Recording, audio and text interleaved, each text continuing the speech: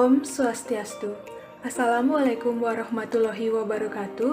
Salam Namo Buddhaya, salam sejahtera bagi kita semua. Pada video kali ini, saya akan mempresentasikan materi mengenai laporan perubahan ekuitas dan laporan laba ditahan. Nah, sebelum saya lanjut ke pembahasan materi, alangkah baiknya saya memperkenalkan diri terlebih dahulu. Saya Niluh Putu Cahyanti Wulandari dengan NIM 21156444054 dari kelas 1F, Program Studi Diploma 4 Akuntansi Manajerial, jurusan Akuntansi Politeknik Negeri Bali.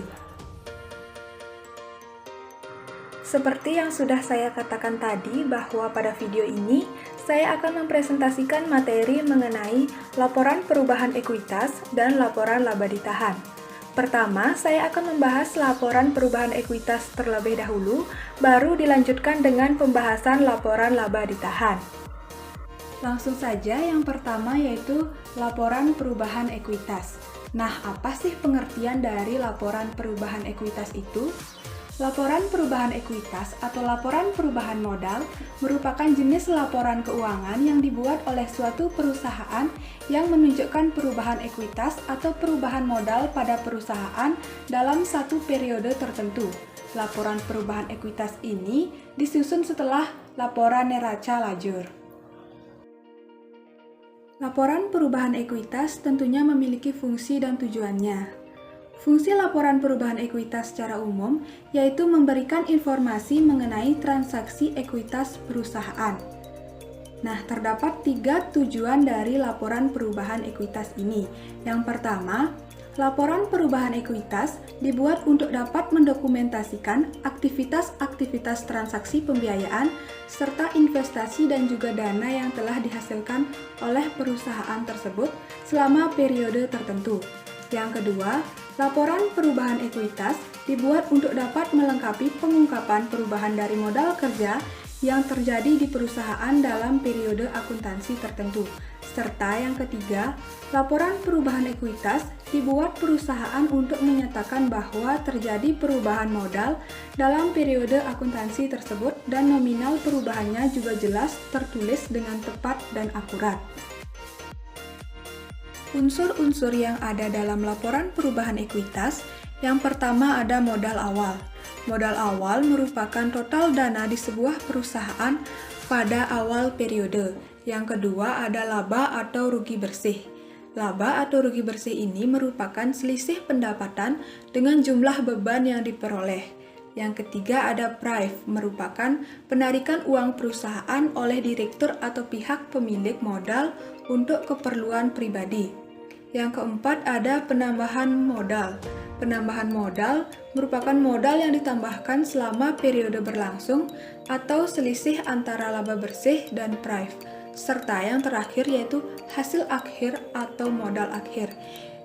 Modal akhir ini merupakan modal pada akhir periode setelah melewati 4 unsur di atas. Nah, rumus dari ekuitas akhir ini yaitu ekuitas akhir sama dengan ekuitas awal ditambah laba bersih dikurang prive. Di sini saya tampilkan satu contoh dari laporan perubahan ekuitas. Saya menggunakan laporan perubahan ekuitas Salon Cantika periode berakhir 31 Desember 2010.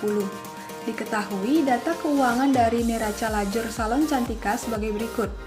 Modal awal sebesar Rp17.112.000.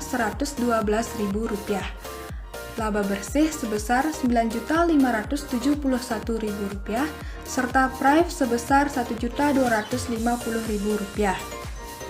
Pada laporan perubahan ekuitas Salon Cantika dicantumkan modal awal sebesar Rp17.112.000, laba bersih sebesar Rp9.571.000 yang dikurang dengan prive sebesar Rp1.250.000 sehingga menghasilkan penambahan modal sebesar Rp8.321.000. Modal awal ini dijumlahkan dengan penambahan modal sehingga menghasilkan modal akhir sebesar Rp25.433.000.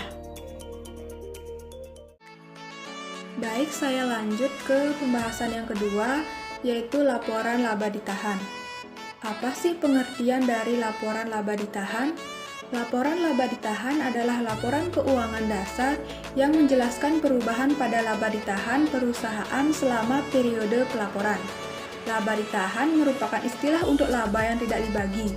Maksudnya adalah sebagian atau keseluruhan laba yang diperoleh perusahaan yang tidak dibagikan oleh perusahaan kepada pemegang saham dalam bentuk dividen.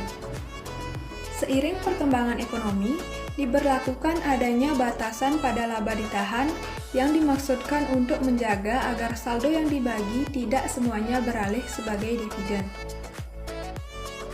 Adapun fungsi dan manfaat dari laporan laba ditahan ini, yang pertama yaitu mampu menjadi sumber dana cadangan, yang kedua sebagai modal pengembangan bisnis dan usaha di masa yang akan datang, yang ketiga digunakan untuk membantu pembayaran hutang perusahaan, serta yang terakhir yaitu bisa menjadi modal investasi lanjutan.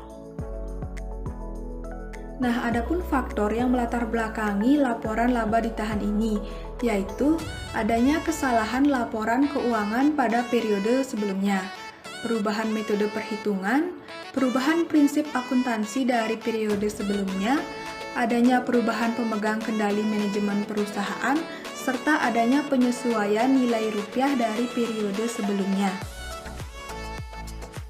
Metode perhitungan laba ditahan yaitu yang pertama, mengumpulkan data dari laporan keuangan perusahaan, kemudian menghitung laba kotor, menghitung laba operasional, menghitung laba bersih sebelum pajak, menghitung laba bersih setelah pajak, kemudian mengurangi dengan jumlah dividen yang telah dibayar, serta menghitung saldo akhir dari akun laba ditahan. Rumus dari laba ditahan yaitu laba ditahan sama dengan laba bersih dikurang dividen yang dibayarkan. Berikut ini saya tampilkan satu contoh laporan laba ditahan. Saya menggunakan laporan laba ditahan PT Manajemen Keuangan AB periode berakhir 31 Maret 2018. Diketahui data PT Manajemen Keuangan AB yaitu laba ditahan 1 April 2017 sebesar 3 juta, laba bersihnya sebesar 250.000, dividen tunai yang diumumkan sebesar 50.000, serta dividen saham yang diumumkan sebesar 100.000. Pada laporan laba ditahan PT Manajemen Keuangan AB, dicantumkan laba ditahan 1 April 2017 sebesar 3 juta, laba bersih sebesar 250.000, dividen yang diumumkan sebesar 150.000 yang merupakan total dari dividen tunai dan dividen saham, kemudian menghasilkan kenaikan laba ditahan sebesar 100.000, kemudian laba ditahan 1 April 2017 ditambah dengan kenaikan laba ditahan sehingga menghasilkan laba ditahan 31 Maret 2018 sebesar 3.100.000. Sekian saja yang saya bisa paparkan. Untuk kekurangan dan kesalahan yang tidak disengaja, saya mohon maaf. Akhir kata saya ucapkan terima kasih dan saya tutup dengan Parame Santi. Om Santi Santi Santi Om.